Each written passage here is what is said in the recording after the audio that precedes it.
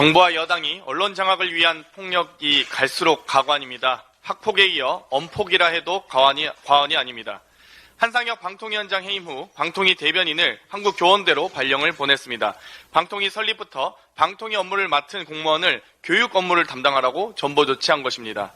반면 MB 청와대 출신 감사원 관료를 방통위 사무처장에 임명했습니다. 사무처장은 통상 방통위 내부 인사가 전문성을 갖고 하는 직책이지만 낙하산으로 꽂았습니다.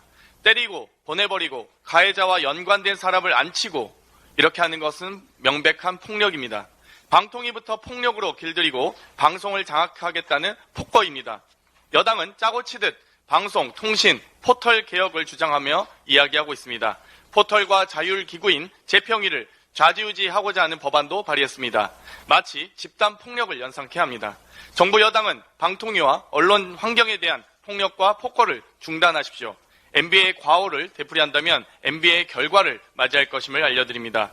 곧 방통위원장 후보자의 MB 시절 방송 장악에 앞장섰던 정순신 시즌2 이동관 특보를 내정한다고 합니다. 학폭에 이어 엄폭입니까?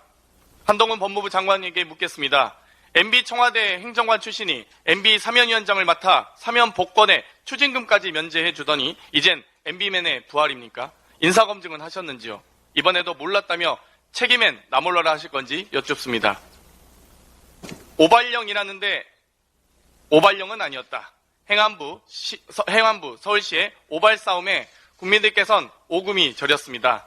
오발령도 문제지만 이유도 없이 어디로 대피하라는 건지 어떠한 정보도 없는 재난 문자에 정보를 어떻게 신뢰할 수 있겠냐는 말까지 나옵니다. 일본의 대처를 보면 우리 정부의 한심함이 더욱 돋보입니다. 일본 정부의 문자 발송 시간, 이유, 피난처 등 자세한 안내와 서울시의 무작정 피하라는 문자 안내는 너무나 비교됩니다. 또한 일본 정부는 총리가 직접 기자들과 만나 상황을 설명하고 총리 주재 NSC를 열어 문제를 논의했다고 합니다. 그런데 윤석열 대통령은 어디서 도대체 무엇을 하고 계셨습니까? 느낌상 대통령 거리 상황인 것 같습니다. 기시다 총리를 만나서 술은 뭐 마실지, 안주는 뭐 먹을지, 계란말이는 직접 해야 할지는 고민되고 국가 지도자로서의 고민은 별로 없었나 봅니다.